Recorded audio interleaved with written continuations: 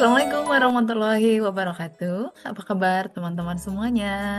Perkenalkan, nama saya Tati Yuniarti. Saya akan menjadi tutor dalam mata kuliah Komunikasi Personal Bermedia.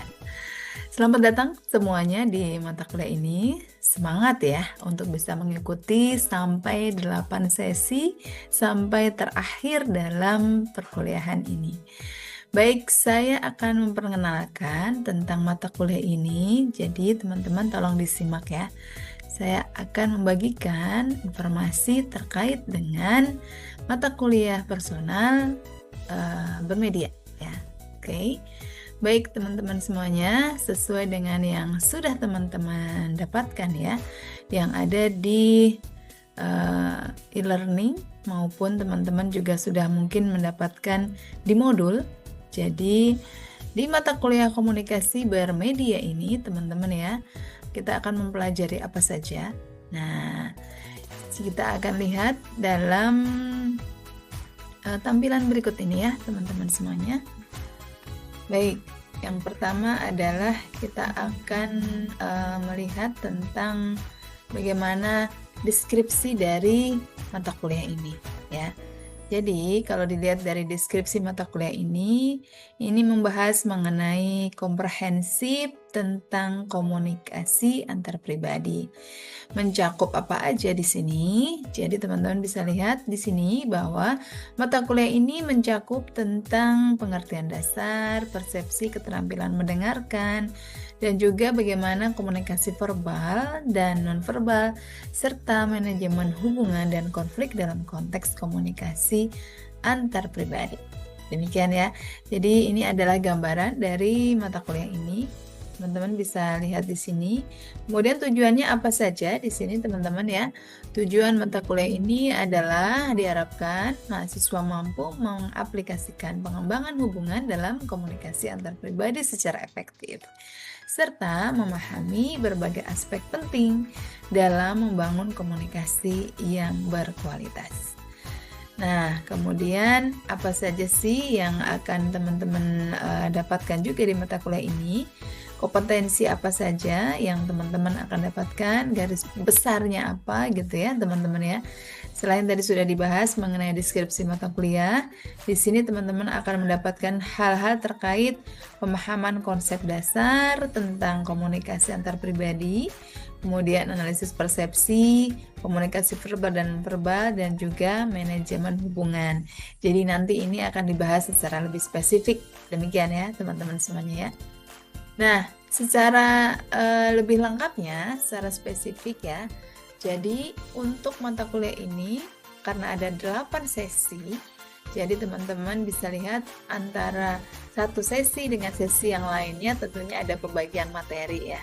Di sini, di sesi pertama dan sesi kedua, di sini teman-teman mungkin sudah proses untuk melalui beberapa sesi ini. Yang pertama ini yang tadi sudah saya sampaikan secara garis besarnya adalah mengenai bagaimana komunikasi antar pribadi ini secara konsep. Kemudian di sesi kedua lebih menitik beratkan kepada persepsi diri ya. Di sini ada tentang definisi dan juga tahapan persepsi, sifat dan elemen persepsi serta konsep diri dalam komunikasi antar pribadi.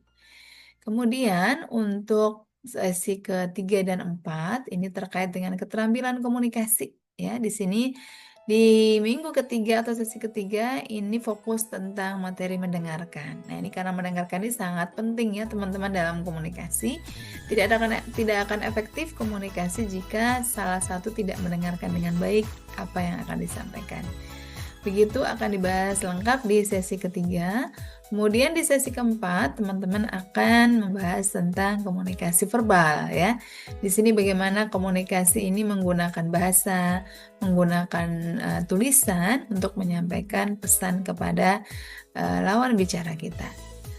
Nah, kemudian teman-teman juga akan mendapatkan di sesi kelima dan keenam ini terkait hubungan komunikasi antar pribadi ya, khususnya di komunikasi nonverbal. Kalau tadi komunikasi verbal, di sini adalah komunikasi nonverbal ya. Bisa dilihat di situ tentang bagaimana penggunaan gestur dalam komunikasi. Nah, kemudian di sesi terakhir, yakni sesi ke-7 dan juga sesi ke-8, sesi ke-7 ini akan membahas lengkap mengenai konflik dalam komunikasi. Nah, ini seringkali terjadi ya. Konflik-konflik yang terjadi ini dipicu oleh masalah komunikasi. Nah, apa saja yang dibahas di dalam sesi ini, teman-teman? Di sini tentang mitos konflik, kemudian prinsip dan karakteristik konflik, serta jenis konflik, seperti itu ya.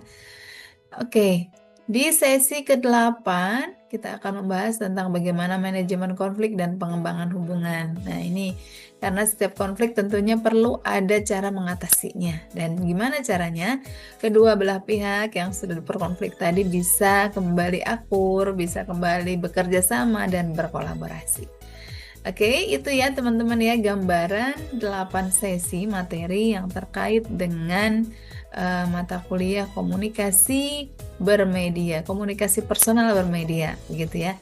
Ini secara garis besarnya, dan perlu saya ingatkan ya teman-teman ya, selain untuk materi yang teman-teman dapatkan, teman-teman juga harus aktif berdiskusi setiap sesinya, karena di setiap diskusi itu akan ada penilaiannya ya. Nah, di pertemuan ke-3, 5, dan ke-7, ini teman-teman wajib ya untuk mengerjakan tugas. Jadi silahkan nanti dicek di setiap pertemuan tersebut 3, 5, dan 7 tugasnya apa saja dan dikerjakan sesuai dengan waktu yang ditentukan ya. Dan diskusi pula ada batas waktunya ya teman-teman ya, tolong dicek kembali, jangan sampai sudah masuk sesi ke-3 ternyata teman-teman belum merespon sesi pertama gitu ya, atau sebaliknya. Jadi teman-teman sudah masuk ke sesi 8, ternyata sesi sebelumnya belum merespon, ini akan tidak bisa melakukan respon lagi gitu ya. Jadi sesuaikan dengan waktu yang sudah diberikan. Baik ya teman-teman, mungkin ini bisa dipahami dengan baik untuk gambaran dari mata kuliah komunikasi personal bermedia.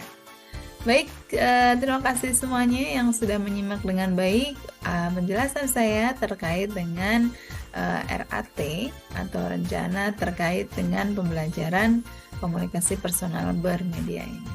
Sukses selalu dan tetap semangat semuanya. Wassalamualaikum warahmatullahi wabarakatuh.